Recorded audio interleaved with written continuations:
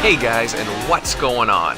Happy New Year. Wow, it's hard to believe that it's 2018 already. It's your buddy Invader, and thanks for dropping by. And a few days ago, I was on the RDX podcast. I had a blast talking games with Dealer, All Day, Colt, and Luca.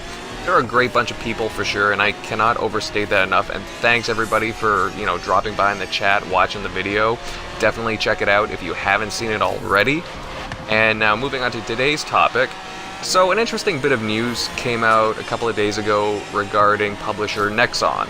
It released its financial results and had close to about $33 million in expenses lost. Now, the financial executive blamed PlayerUnknown Battlegrounds for the loss. Now, to me, I'm kind of scratching my head because that's kind of puzzling considering PUBG is still in a preview across platforms and, relatively newer in comparison, considering that, it only started taking off months after Lawbreakers released. But of course, there are things that in the industry that you just can't plan for in the gaming world, like other unknown newer games taking the gaming scene by storm. Like for say Overwatch, that game completely overtook and caused games like Battleborn and Lawbreakers to go into sheer obscurity.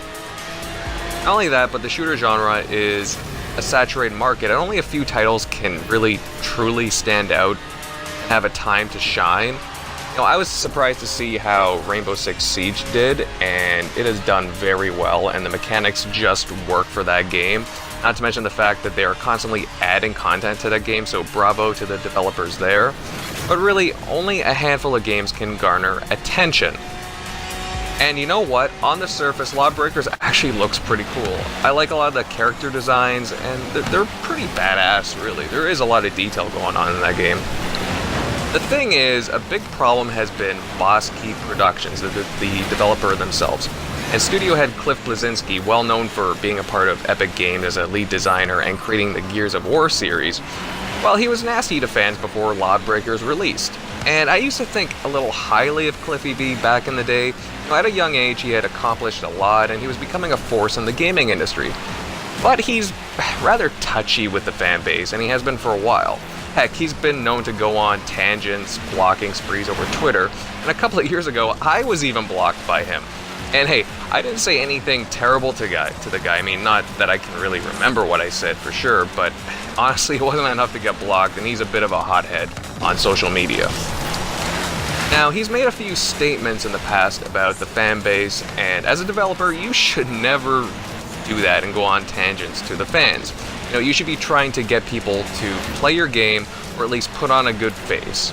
And he's been on record calling Xbox fans salty and dissing PC players as well.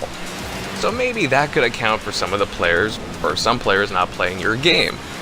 When you have a polarizing personality, you're going to grow a lot of criticism after a while and shun potential consumers. That and, the possibility of not being happy with the fact that your former studio, Epic Games, is doing very well with Fortnite after creating a mode based off of PlayerUnknown Battlegrounds. So hey, maybe that could be a thing, right? And in all of this, I find it interesting that Nexon mentioned PlayerUnknown's Battlegrounds and all of this, but I can say that they're definitely just not happy with Lawbreakers flopping. $30 million or more is a lot of money to be expected to be brought in by a single game. There have been reports of Lawbreakers only having a population of 10 players at a given time, and that's for just simple 5 versus 5 games. That's really bad when you can only account for having a handful of 10 players in a single match, just a couple of months after your game gets out there. That's not good at all. Also, the fact that you're ignoring where your potential clients come from, the Xbox fan base, focusing on the PC and the PlayStation 4 crowd.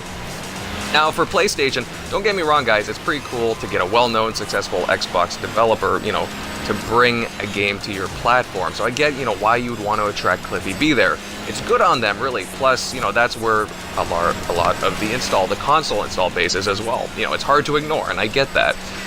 But, Cliff Bleszinski even commented about Microsoft, stating that, they probably felt a bit miffed and rejected by not having his game come out on their platform. And in all honesty, I can see that being a thing, considering he had worked hand in hand with Microsoft for a period of time when he was at Epic Games. But in the end, you choose where you think your product will get the most attention and succeed. And I definitely do get that. But it's just a shame that things didn't work out as well if this was true with Microsoft and them. So what's the lesson to be learned here? Well, don't talk bad about your fan base if you're trying to garner attention and for people to buy your product. There are lots of people who would be into your game, Cliff, if you would just treat people normally and not go on total ego trips. It only affects your company, but also the publishers that are helping to fund your game along the way. And they are definitely taking notice. So, what do you guys think? Is Nexon wrong for blaming PUBG for Lawbreakers' demise? Or are there other reasons? Please leave a comment down below. As always, guys, thanks for watching, and here's to a fantastic 2018 moving forward. You guys have been great. Thank you very much, and Invader out.